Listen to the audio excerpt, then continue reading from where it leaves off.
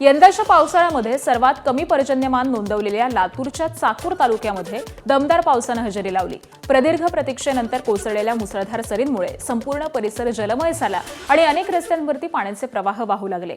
यंदाच्या हंगामात प्रथमच चाकूर शहरातील रस्त्यावरती एवढ्या मोठ्या प्रमाणात पाणी साचल्यामुळे दिसून आलं, तर या पावसामुळे खरीप पिकांना मोठा दिलासा मिळेल अशी अपेक्षा शेतकरी व्यक्त करत आहेत। भंडाऱ्यात सलग दुसऱ्या दिवशी विजांच्या कडकडाटासह मुसळधार पावसानं हजेरी लावली। सखल भागात पाणी साचल्यामुळे अनेकांच्या घरात पाणी शिरलं, तर रस्त्यांलगतच्या छोट्या व्यावसायिकांचं मोठं नुकसान झालंय।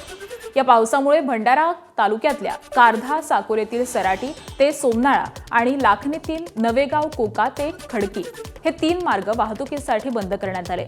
त्याचबरोबर हवामान विभागानं पुढील 2 दिवसांसाठी जिल्ह्याला ऑरेंज अलर्ट दिलेला असून बिनसिंचनाच्या शेतकऱ्यांसाठी हा पाऊस दिलासादायक ठरणार आहे।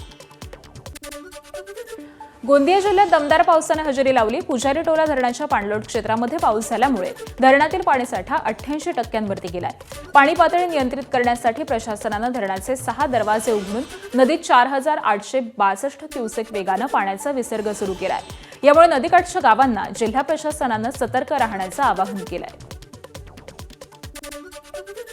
भंडाऱ्याच्या साकोली तालुक्यामध्ये अतिवृष्टी सदृश पाऊस पडला, त्यामुळे साकोली तालुक्यातील सुंदरी या गावामध्ये असलेलं खासगी मालगुजारी तलाव तुडुंब भरलाय। क्षमतेपेक्षा अधिक झाल्यामुळे काल पहाटेच्या सुमारास तलाव फुटला आणि यामध्ये 3 ते 4 शेतकऱ्यांची शेती खरडून निघालेली असून लागवड केलेलं भात पीक देखील अक्षरशः वाळून गेलंय।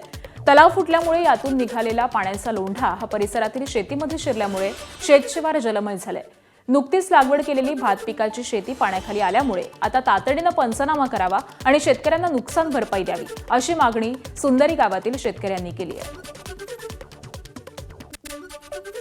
उजनी आणि वीर धरणातून येत असलेल्या पाण्यामुळे चंद्रभागा दुथडी भरून वाहू लागलेली असून वाळवंटातील मंदिरात पाणी शिरलंय। यासोबतच संपूर्ण वाळवंट पाण्याखाली गेलेला असून आता सर्व घाटांना पाणी लागल्यामुळे भाविकांना स्नानास मनाई करण्यात आली आहे। पाण्याचा वेग अजूनही जोरात असून पाणी पातळीमध्ये वेगानं वाढत असल्यामुळे कोणीही स्नानासाठी चंद्रभागेत न उतरण्याचं आवाहन प्रशासनाकडून वारंवार करण्यात येत आहे। अतिवृष्टी आणि पूरपरिस्थितीनं बाधित झालेल्या पालघर जिल्ह्यासाठी राज्य सरकार विशेष पॅकेज देणार आहे। मुख्यमंत्री देवेंद्र फडणवीस यांच्या अध्यक्षतेखाली झालेल्या बैठकीमध्ये नियमांपेक्षा अधिक मदत देण्यासाठी पालघर आणि नाशिक जिल्ह्यांसाठी एकात्मिक आराखडा तयार करण्याचे निर्देश देण्यात आले। पालघर, डहाणू आणि तलासरीतील 4197 कुटुंबांना तातडीची मदत दिलेली असून पुरामुळे नुकसान झालेल्या रस्ते, पूल आणि पायाभूत सुविधांसाठी 584 कोटींचा प्रस्ताव सादर करण्यात आलाय। तसंच वसई विरारमध्ये पाणी साठवण्यासाठी होल्डिंग पॉट्स उभारणे, त्याचबरोबर मित्रा अंतर्गत पालघरसाठी स्वतंत्र विशेष आराखडा तयार करणे याचं देखील बैठकीमध्ये चर्चा झालेली आहे। एबीपी माझा, उघडा डोळे बघा नीट।